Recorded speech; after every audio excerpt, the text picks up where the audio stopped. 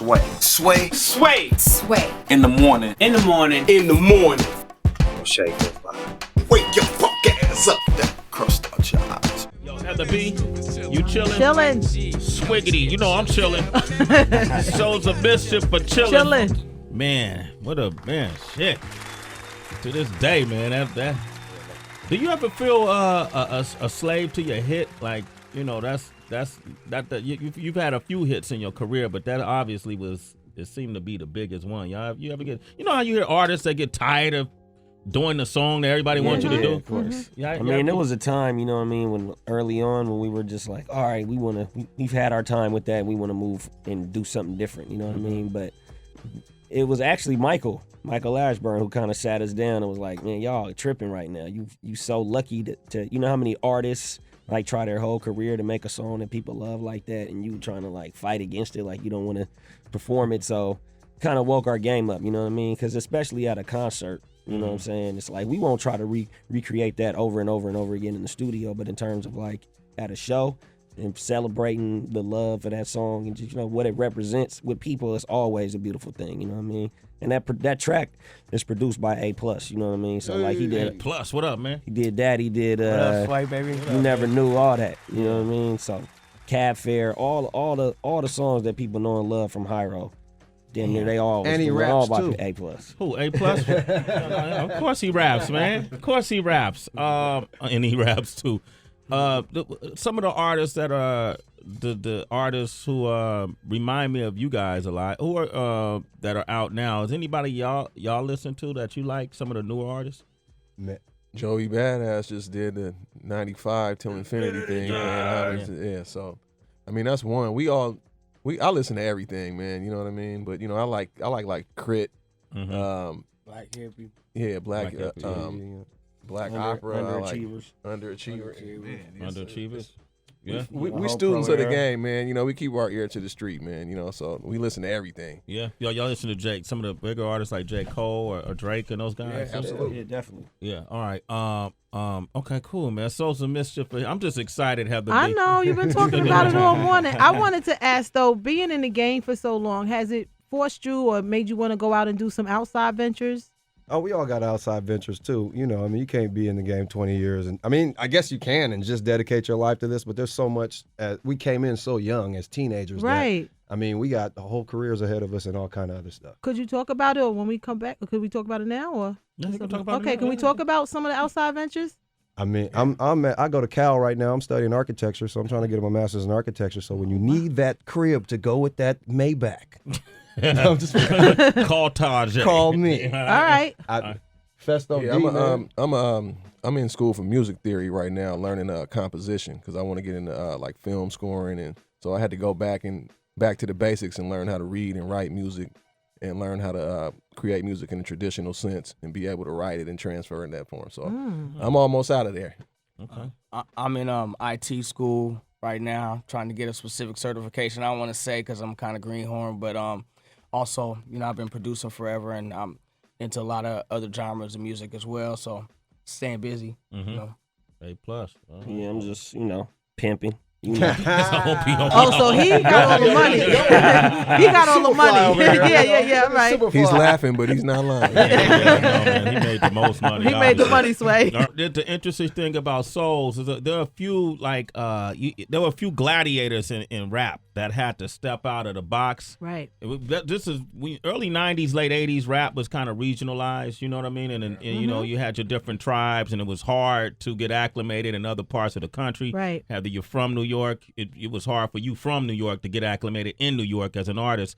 But Souls of Mischief kind of changed the people's impression and perspective of what rap sounds like coming out of Cali. Sure. And especially Northern Cali. They thought it sounded one way.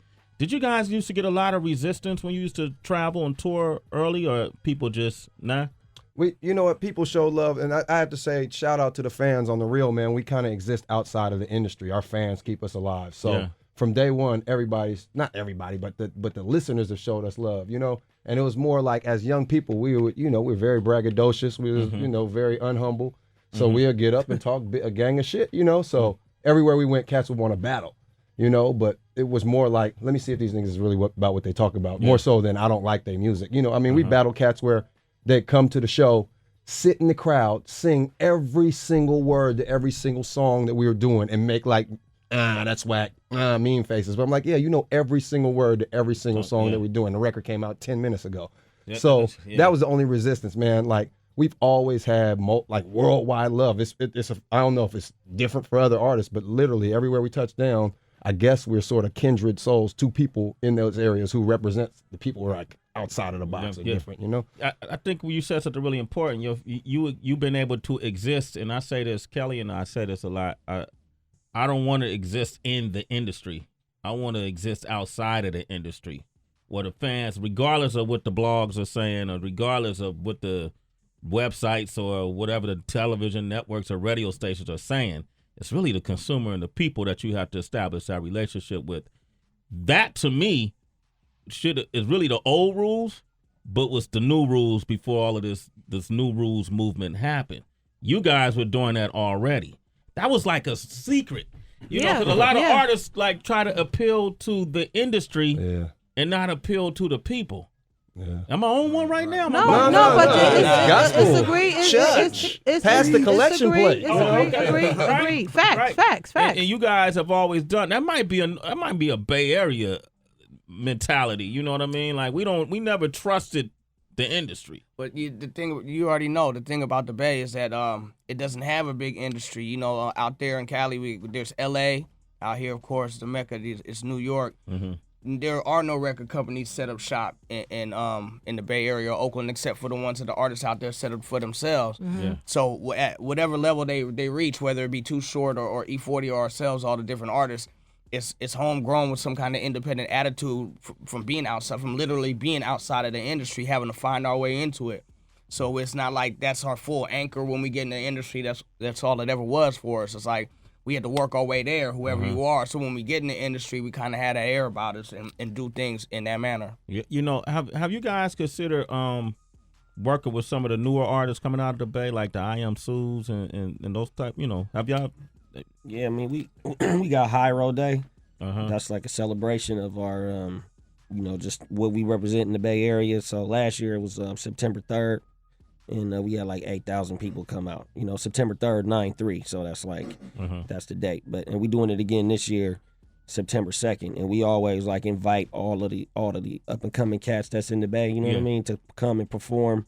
So it's like, you know, we see cats doing their thing, even if it's not like we do the same type of music. It's not like we always have to hop on a track with each other to support each other. That's what you know what I mean? And so it's like, we see them doing their thing. They know everybody always been respecting Souls of Mischief and Hiero. You know what I mean? And so it gives them opportunity to perform in front of, I think, a real like receptive crowd. Anytime that we doing something, people are like open to it.